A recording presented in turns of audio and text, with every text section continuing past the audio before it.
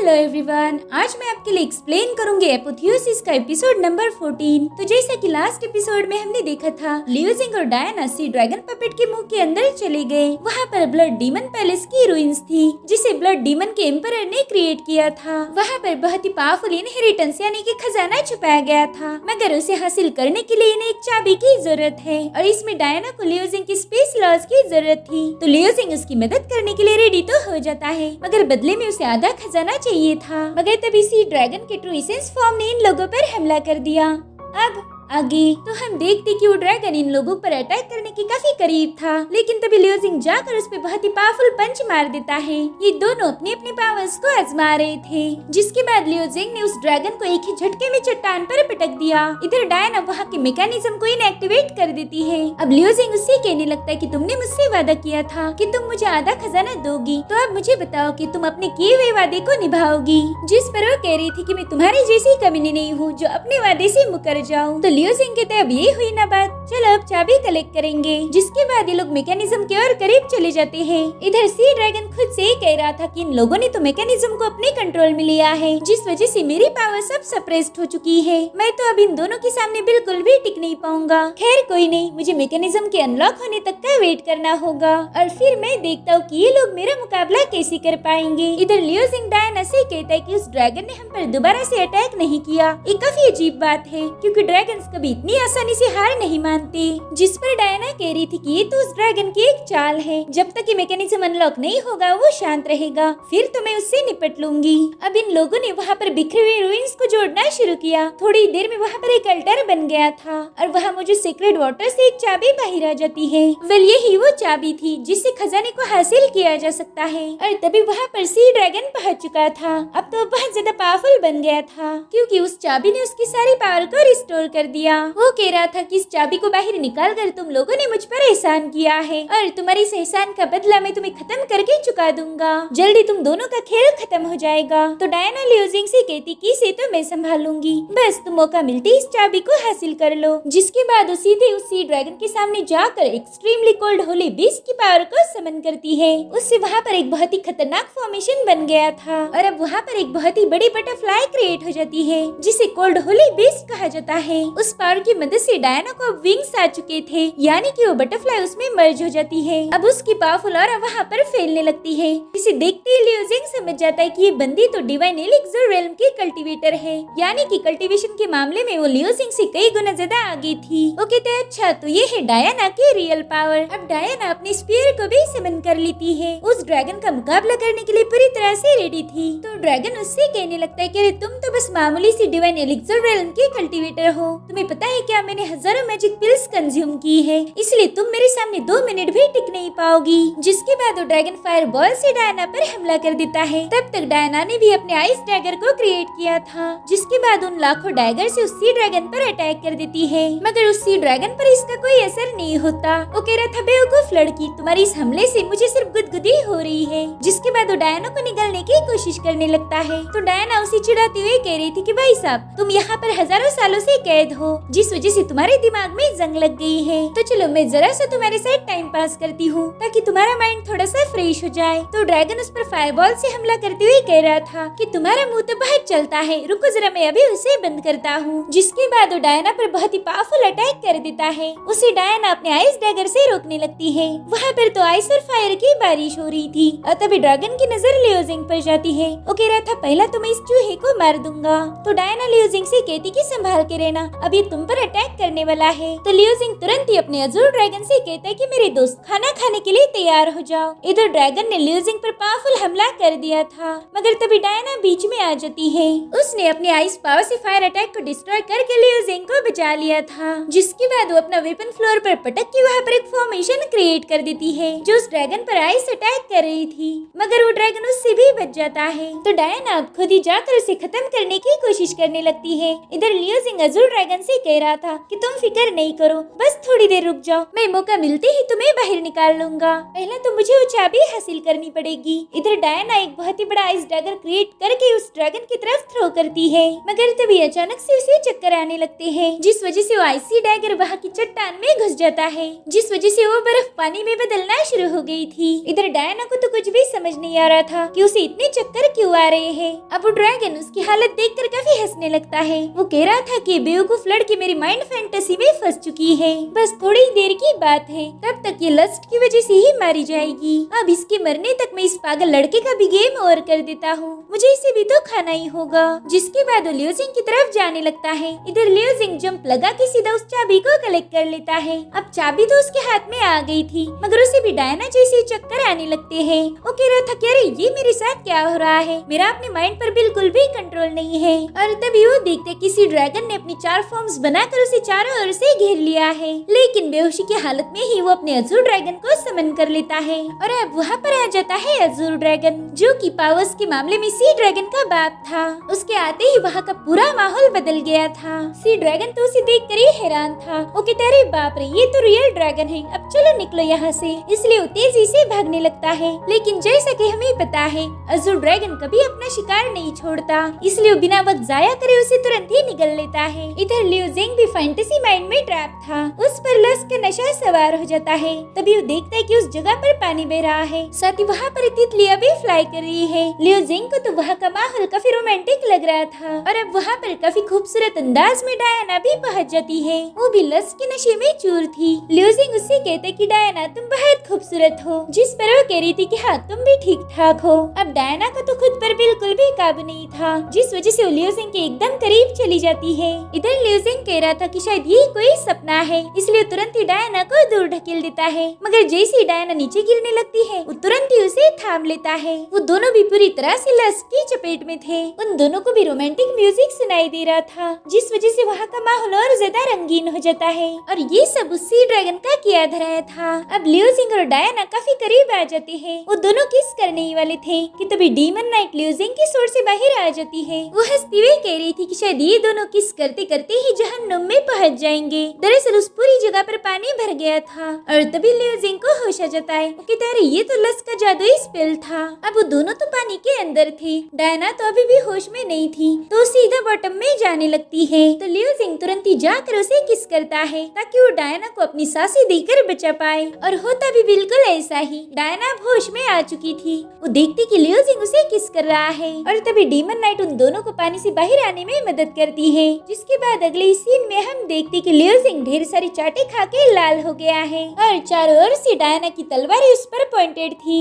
वो कहता है कि मैंने अभी अभी तुम्हारी जान बचाई है और उसका शुक्रिया तुम ऐसे कर रही हो। अरे अरे ये तो बहुत गलत बात है। जिस पर डायना कह रही थी कि मैं शुरू से ही तुम्हारे इरादों से वाकिफ थी, तुम तो बस मौके की तलाश में थे, जैसे ही तुम्हें मौका मिला तुम मुझ पर झपट पड़े। जिसके बाद वो अपना वेपन लियो जिंग के गले के पास ले जाकर कहती कि तुमने मेरा फायदा उठाने की कोशिश की है, इसीलिए। तो लियो जिंग कहता है इसीलिए तुम अपना वेपन साइड में करोगी, क्योंकि मैंने तुम्हारी जान बचाई है। तो डायना उसे गुस्से में कहती कि बिल्कुल होशियारी मत करना, जहाँ पे हो वहीं पे रुको। जिसके बाद वो सुकून की सांस लेते हुए कहती कि चलो अब जल्दी से वो चाबी मेरे हवाले कर दो। तो लियो जिंग तुरंत ही वो चाबी उसके सामने पेश करते हुए कहता है कि अब प्लीज शांत हो जाओ, लो अभी चाबी मैं तुम्हें दे रहा हूँ, तो प्लीज अब गुस्सा मत करना। तो डायना तुरंत ही उस चाबी को लेकर अपने स्पीयर को गायब कर देती है, लेकिन वो लियो जिंग को अपने आइस ब्लेड में फंसा देती है। लियो जिंग उससे कह रहा था कि ये तो सरासर नाइंसाफी है, तुमने मेरे साथ बहुत गलत किया। जिस पर वो कहने लगती कि तुमने मुझे शांत होने के लिए बोला था, ये लो अब मैं शांत हो गई। अब डायना उस चाबी की मदद से लावा से एक सी ड्रैगन को बाहर निकाल लेती है।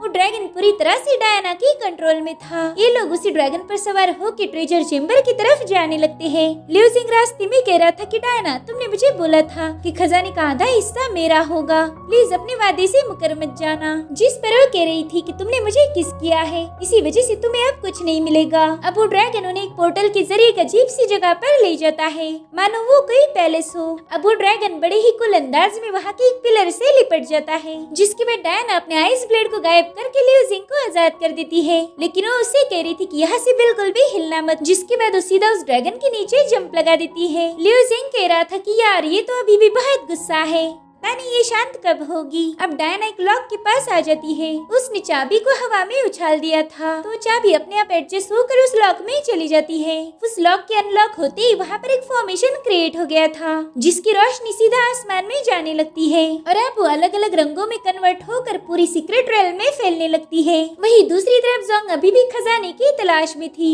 और तभी उसकी नजर आसमान में जाती है। वो कहती वाह यहाँ पर तो कलरफुल रोशनी है। वो तो उस रोशनी को देख कर ही बहुत ज्यादा खुश हो गई थी। अब थोड़ी देर में रोशनी अपने साथ ट्रेजर बॉक्स ले जाने लगती है। ट्रेजर बॉक्सेस को दूर जाता हुआ देखकर जोंग को बहुत बुरा लग रहा था। वो कहती धत तेरे की मेरा सारा खजाना लुट गया। वही दूसरी तरफ बूफान एक एंशिएंट पेड़ के पास पहुंच गया था जिस पर टियानजू डाओ का फल लगा हुआ था। बूफान कहने लगता है कि ये फल मैं जरूर हासिल करूंगा। ऐसा कहा जाता है कि इससे 10,000 सालों की स्पिरिचुअल प्रैक्टिस 1 सेकंड में कवर हो सकती है। इससे तो मेरी कल्टीवेशन बहुत ही तेजी से लेवल अप होगी। जिसके बाद उस फल को तोड़ने के लिए जंप लगाता है, लेकिन इससे पहले कि उस फल को तोड़ पाए उस पेड़ के पास वो कलरफुल रोशनी आ जाती है। वो रोशनी इतनी ज्यादा पावरफुल थी कि उस पूरे के पूरे पेड़ को उखाड़ कर अपने साथ ले जाने लगती है। इधर बूफान रोते हुए कह रहा था कि मेरा फल तो हाथ में आने से पहले ही चला गया। इधर डायना खजाना बाहर आने का इंतजार कर रही थी तो लियो जिंग उसे चिढ़ाने के लिए कहता है कि शायद तुम्हारा ऑपरेशन पूरी तरह से फेल हो गया, यहाँ पर तो तुम्हें कुछ भी नहीं मिलेगा। जिस पर वो कहती कि अपने पीछे देखो क्या है, तो लियो जिंग तुरंत ही पीछे मुड़ के देखता है। वहाँ पर एक ट्रेजर बॉक्स उसे हिट होने ही वाला था, मगर लियो जिंग जैसे तैसे उससे बच जाता है। वो देखता है कि सीक्रेट रेल में मौजूद सारा ट्रेजर यहाँ पर आ चुका है और थोड़ी देर में वो प्राचीन पेड़ भी वहाँ पर पहुँच गया था, जिसे देखकर लियो जिंग शॉक हो जाता है। वो कहता है बाप रे, यहाँ पर तो पेड़ भी उड़ सकते हैं। अब डायना तुरंत ही टियानजू फल को तोड़ लेती है। वो लियो जिंग से कह रही थी कि चलो जल्दी से नीचे आ जाओ, देखो तुम्हारी प्यारी दोस्त तुम्हें बहुत ही खास फल देने वाली है। लियो जिंग को तो इसकी बिल्कुल भी उम्मीद नहीं थी। वो कहता है शायद तुम मेरे से ही बात कर रही हो, इसलिए तुरंत ही डायना के पास आ जाता है। डायना कह रही थी कि लियो जिंग तुम कितने प्यारे हो। ये सुन के लियो जिंग थोड़ा सा शॉक था और तभी वो लियो जिंग को जबरदस्ती वो फल खिला देती है, जिससे लियो जिंग की बॉडी में बहुत ही स्ट्रॉन्ग एनर्जी रिलीज होने लगती है। डायना उससे कहती कि चलो जल्दी से इसे रिफाइन करो, तो लियो जिंग तुरंत ही मेडिटेशन में बैठ जाता है। वो फ्रूट उसकी पावर्स को बहुत ही तेजी से बढ़ा रहा था। इसमें लियो जिंग को बहुत तकलीफ होने लगती है, मगर थोड़ी देर में वो लेवल अप कर लेता है। लियो जिंग अभी नेट स्टेज की 90 लेवल पर पहुंच चुका था। वो कहते हैं वाह ये फ्रूट तो कमाल का था। जिस पर डायना कहती कि इस पेड़ पर बस एक ही पका हुआ फल था जो कि मैंने तुम्हें दे दिया, इसलिए अब ये पेड़ मेरा है और साथ ही ये सारे ट्रेजर बॉक्सेस भी मेरे हैं। जिसके बाद वो अपना हिस्सा कलेक्ट करना शुरू कर देती है। लियो जिंग कह रहा था कि इसे किस करना बहुत ज्यादा महंगा पड़ गया, लेकिन तभी डायना कहती कि घबराओ मत, मैंने तुम्हारे लिए भी कुछ बॉक्सेस छोड़े हैं। लियो जिंग देखता है कि डायना ने तो उस पेड़ पर ही कब्जा कर लिया, इसलिए वो भी जल्दी से अपना हिस्सा कलेक्ट कर लेता है। उसे डर था कि कहीं डायना अपना इरादा बदल न दे। वहाँ पर अभी भी एक ब्लैक कलर का ट्रेजर बॉक्स था। लियो जिंग उससे पूछ रहा था कि पता नहीं इसमें क्या होगा, तो डायना कहती कि इतना मत सोचो, ये लो मैं इसे ओपन करती हूँ। जिसके बाद वो अपनी पावर्स का यूज करके उसे अनलॉक कर देती है। उस बॉक्स के अंदर फेरी टूम लैम्प था। लियो जिंग कहता है कि ये तो इमॉर्टल टूम लैम्प है, तो डायना उसे बताती है कि ऐसा कहा जाता है इमॉर्टल टियान मियाओ की टूम में ढेर सारे ट्रेजर है, साथ ही वहाँ पर भी इमॉर्टल्स का इनहेरिटेंस है और ये लैम्प उसी इमॉर्टल टियान मियाओ की टूम की चाबी है। और तभी वहाँ की जमीन शेक होकर उस एरिया में मौजूद सारी इवल एनर्जी एक जगह जमा होना शुरू हो जाती है। लियो जिंग कह रहा था कि ये तो डिमोनिक एनर्जी है। अभी लोग देखते कि वहाँ का पगोड़ा अपने आप डिस्ट्रॉय होकर उसमें से बहुत ही विशाल सोड बाहर आ चुकी है और अब उस सोड को हैंडल करने वाला भी बाहर आ चुका था। वेल ये है ब्लड डीमन एम्परर की सोल, जिसने पूरी जगह बनाई थी। जिसे देखकर लियो जिंग तुरंत ही अपने ग्लिमी सोड को समन कर लेता है। डायना उसे बता रही थी कि ब्लड डीमन एम्परर की सोड में ही उसका स्पिरिट था। इस सोड ने पता नहीं कितने ही लोगों का खून पिया है और इसी वजह से ये सोड अब शापित बन चुकी है, लेकिन ये सोड किसी होली आर्टिफैक्ट से कम नहीं है। अब ब्लड डीमन एम्परर उनके सामने था। उसे वहाँ देखकर डीमन नाइट भी बाहर आ जाती है। वो लियो जिंग से कह रही थी कि मुझे तो ऐसे स्पिरिट की तलाश थी, इसे खाकर मजा आने वाला है। अब डीमन नाइट अपने ग्लैमरस अंदाज में उस इवल स्पिरिट की तरफ जाने लगती है। उसके मुंह में तो एम्परर को देख के ही पानी आ रहा था, जिसके बाद वो बड़ी तेजी से अपनी सोड को समन करके उसकी तरफ जाने लगती है। ब्लड डीमन एम्परर ने तो उसके आते ही उस पर अटैक कर दिया। इन दोनों की तलवारों की टकराव से वहाँ पर बहुत ही स्ट्रॉन्ग एनर्जी रिलीज हो रही थी। अब डायना लियो जिंग से पूछती कि बताओ वो लड़की कौन है, जिस पर लियो जिंग कहता है कि ये तो मेरी सोड स्पिरिट है और उसका नाम है डीमन नाइट। इधर डीमन नाइट ने अपनी तलवार से एम्परर के अटैक को रोक लिया था। वो कह रही थी वाह तुम कितने ज्यादा ही प्योर इवल स्पिरिट हो, तुम्हें खा के तो बहुत मजा आने वाला है। मैं तो अभी से तुम्हारे टेस्ट को फील कर सकती हूँ, तुम बहुत डिलीशियस हो। इधर डायना लियो जिंग से कह रही थी कि तुम तो बस इनेट स्टेज के कल्टीवेटर हो, फिर भी तुमने सोड स्पिरिट स्पिरिट को हासिल किया। तुम्हें देख के लगता नहीं कि तुम इतने ज्यादा जीनियस होंगे। शक्ल से तो तुम एक नंबर के उल्लू दिखते हो। अब लियोजिंग को उसे क्या जवाब दिया जाए ये समझ नहीं आ रहा था। डायना कह रही थी कि सोर्ड स्पिरिट की खूबसूरती हमेशा उसके ओनर पर डिपेंड करती है और तुम्हारी सोर्ड स्पिरिट तो बहुत ज्यादा चार्मिंग है। मैंने इसके जैसी खूबसूरत स्पिरिट आज तक नहीं देखी थी और इसी से मैं तुम्हारे कैरेक्टर का अंदाजा लगा सकती हूँ। तुम एक नंबर के कमीने हो। इधर लियोजिंग को तो कुछ भी समझ नहीं आ रहा था कि उसने डायना को कैसे जवाब देना चाहिए। इधर डीमन नाइट कह रही थी कि लियोजिंग आज मैं काफी अच्छे मूड में हूँ, इसीलिए मैं तुम्हें सोर्ड डांस सिखाने वाली हूँ। इससे हम दोनों मिलकर अपने दुश्मन को आराम से खत्म कर पाएंगे। अब डायना ने भी डीमन नाइट की बातें सुन ली थी। वो कहती जाओ तुम्हारी महारानी तुम्हें बुला रही है, तो चलो जल्दी जाओ डबल कल्टीवेशन की प्रैक्टिस करो। अच्छा हुआ मुझे इसमें इन्वॉल्व होने की जरूरत नहीं पड़ी। तो लियोजिंग भी उससे कहता है कि थैंक यू मिस, आपकी वजह से मुझे काफी अच्छा मैजिक एक्सपीरियंस मिल गया। जिसके बाद वो बड़ी ही तेजी से डीमन नाइट के पास चला जाता है। इधर डायना को उसकी बातों से फील हो रहा था कि लियोजिंग ने उसके खिलाफ कोई प्लानिंग की है। वो कह रही थी कि मैं जल्दी तुम्हारे साथ हिसाब बराबर करूंगी, मगर लियोजिंग उसकी बातों पर ज्यादा तवज्जो नहीं देता।